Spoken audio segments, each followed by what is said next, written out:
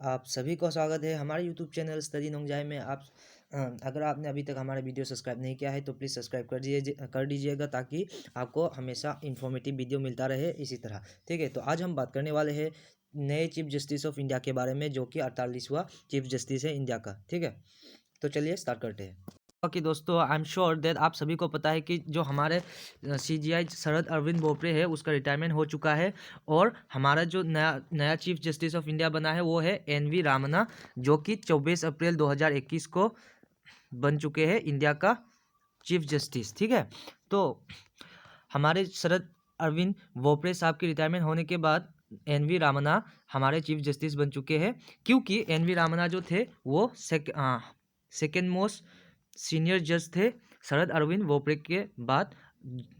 क्योंकि अभी शरद अरविंद बोबड़े जी रिटायर हो चुके हैं, तो अब जो सबसे सीनियर मोस्ट है वो है एन.वी. रामन्ना, इसलिए एन.वी. रामन्ना साहब जो है वो चीफ जस्टिस ऑफ इंडिया बन चुके हैं। तो ठीक है, तो आज हम बात करेंगे कि चीफ जस्टिस ऑफ इंडिया को कैसे अपॉइंट किया जाता है और कौन अपॉइंट करता है। तो ठीक है, इससे पहले कि चीफ जस्टिस ऑफ इंडिया को कौन कौन अपॉइंट करता है, इसको जानने से पहले हम लोग जानते हैं कि भारत के संविधान में क्या लिखा है कि चीफ जस्टिस ऑफ इंडिया को कैसे अपॉइंट किया जाता है, जाएगा, या फिर कैसे जाना चाहिए, ऐसा कुछ लिखा है क्या। तो इसका इसका जो जवाब है वो है नहीं।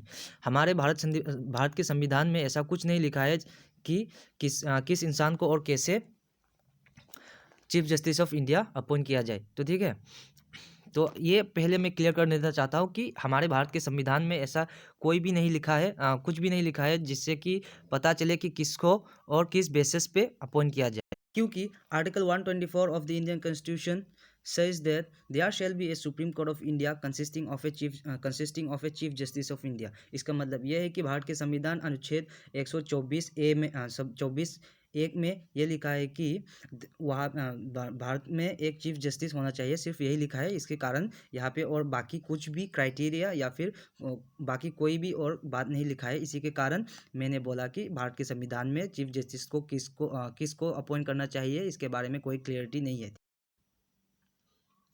तो जैसे कि मैंने बताया कि भारत के संविधान में ऐसा कोई भी क्राइटेरिया नहीं लिखा है जिससे कि पता चले कि किसको नेक्स्ट सीजीआई बनाना चाहिए।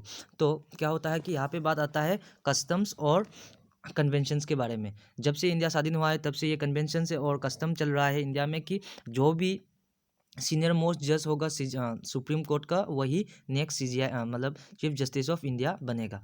तो जो इसका जो प्रोसीजर है, इसका जो स्टार्टिंग प्रोसीजर है, ये जो है ये लॉ मिनिस्ट्री से स्टार्ट होता है। जब भी कोई सीजीआई रिटायरमेंट के करीब आता है तो जो लॉ मिनिस्ट्री है ये एक रिकमेंडेशंस मांगते हैं जो भी रिटायर होने वाला चीफ जस्टिस है उनसे। ठीक है, तो वो चीफ जस्टिस जो है वो रिकमेंडेशंस लॉ मिनिस्ट्री को देता है, और लॉ मिनिस्ट्री प्राइम मिनिस्टर को देता है, और प्राइम मिनिस्टर जो है वो प्रेसिडेंट को एडवाइस करता है कि ये सुप्रीम कोर्ट से रिकमेंडेशन आया है और इस इंसान को यानी कि इस जज को नेक्स्ट सीजीआई बनाना है। ठीक है, तो यहाँ पे कैसे तय होता है कि किसको रिकमेंडेशन दिया जाता है। तो यहाँ पे एक फैक्टर है। ठीक है, यहाँ पे क्या फैक्टर है कि जो सीनियर मोस्ट जज हो गए, यानी कि जो मतलब मान लीजिए फॉर एग्जांपल अभी जो जज है वो उसके बाद तुरंत बाद जो भी senior most second senior most जज जो है उसी के नाम को रिकमेंडेशंस दिया जाता है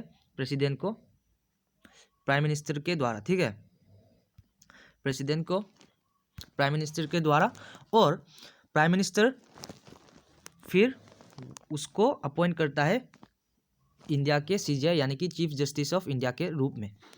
तो यहाँ पे आता है कि सीनियर जो है वो कैसे डिसाइड होता है, एज से या फिर उनके सर्विस के टर्म से। तो बेसिकली यहाँ पे बात आता है, यहाँ पे सीनियर मोस्ट जो है वो एज से नहीं होता है। यहाँ पे होता है कि कोई जज कितना साल एपेक्स कोर्ट में अपना सर्विस दिया है। जैसे कि मान लीजिए यहाँ पे एक 65 का जज है और यहाँ पे एक 63 का जज है। ठीक है, ये 65 वाला जो है इसने सिर्फ 2 साल एपेक्स कोर्ट में अपना सर्विस दिया है, और ये 63 जो है ये 5 साल। तो किसको रिकमेंडेशंस दिया जाएगा? ऑब्वियसली यहाँ पे एक्सपीरियंस के बाद मतलब यहाँ पे जो ध्यान देने वाली बात है वो ये है कि एज फैक्टर नहीं है, यहाँ पे फैक्टर है आपके एक्सपीरियंस और आपने कितना साल सुप्रीम कोर्ट में बिताया। ठीक है, तो इसका हालांकि 63 ईयर्स है, फिर भी इसी को रिकमेंडेशंस के रूप में जो कि रिटायर होने वाला CGI है वो प्राइम मिनिस्टर को देगा, क्योंकि इसके पास ज़्यादा एक्सपीरियंस है और इसने ज़्यादा समय सुप्रीम कोर्ट में बिताया है। ठीक है, तो जो 63 वाला होगा उसी को दिया जाएगा रिकमेंडेशंस, और यही रिकमेंडेशंस लॉ मिनिस्टर के पास जाने के बाद प्राइम मिनिस्टर को जाता है, और प्राइम मिनिस्टर प्रेसिडेंट को एडवाइस करता है कि इसको CGI के रूप में अपॉइंट करे। ठीक है, तो यहाँ पे और एक बात आता है, अगर प्राइम मिनिस्टर नहीं चाहे तो नहीं कर सकता क्या? ऐसा नहीं है। ठीक है, जो भी रिकमेंडेशन CGI के द्वारा जाता है लॉ मिनिस्ट्री को, वही रिकमेंडेशंस जो भी रिकमेंड नाम है उसी को अपॉइंट करना पड़ता है प्राइम मिनिस्टर को। प्राइम मिनिस्टर के पास कोई भी पावर नहीं है जिससे कि वो बदल सके। ठीक है, अब ये कैसे होता है? क्योंकि प्राइम मिनिस्टर के पास रिकमेंडेशंस जाने के बाद प्राइम मिनिस्टर बाइंड है कॉन्स्टिट्यूशन के, मतलब जजमेंट के। 1992 में केशवानंद भारती, मतलब एक इंसिडेंट हुआ था, उसके बारे में भी बताऊंगा थोड़ी देर बाद। ठीक है, तो यहाँ पे प्राइम मिनिस्टर पे उसका नाम जाता है और प्राइम मिनिस्टर को देना ही पड़ेगा प्रेसिडेंट को ये, मतलब ये नाम कि यहाँ से सुप्रीम कोर्ट से ये रिकमेंडेशन आया है और इसी को अपॉइंट किया जाएगा। ठीक है, तो तो यहाँ पे एक क्वेश्चन उठता है कि क्या इंडिया में ऐसा कभी भी नहीं हुआ है कि सीनियर मोस्ट जज जो है वो CGI नहीं बना? तो इसका भी आंसर है बिल्कुल हाँ। हाँ, भारत के इतिहास में ऐसा 2 बार हुआ है कि सीनियर मोस्ट जज जो है वो चीफ जस्टिस नहीं बना। ये कब हुआ? जब इंदिरा गांधी प्राइम मिनिस्टर थे इंडिया के। ठीक है, तो क्या हुआ कि जस्टिस AN रे जो था हमारा former chief justice of India, वो था 4th मोस्ट सीनियर जज सुप्रीम कोर्ट में। पर जहाँ पे जस्टिस AM शिलाट को चीफ जस्टिस ऑफ इंडिया बनना था वो नहीं बना। प्राइम मिनिस्टर इंदिरा गांधी ने जस्टिस AN रे को चीफ जस्टिस ऑफ इंडिया बना दिया, क्योंकि केशवानंद भारती केस में जो भी इनके इनसे ज़्यादा सीनियर जज थे उन लोगों ने केशवानंद भारती केस में सरकार के खिलाफ जजमेंट दिया था। इसीलिए इंदिरा गांधी ने जस्टिस AN रे को चीफ जस्टिस ऑफ इंडिया बना दिया। और दूसरी बार हुआ था 1977 में,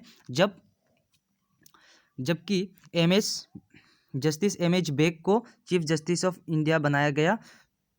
हालांकि वो सीनियर मोस्ट जज नहीं था, क्योंकि सीनियर मोस्ट जज जो था वो था जस्टिस HR खन्ना। और इसी के चलते इंडिया के भारत के इतिहास में 2 बार ऐसा हुआ है कि सीनियर मोस्ट जज चीफ जस्टिस ऑफ इंडिया नहीं बने, पर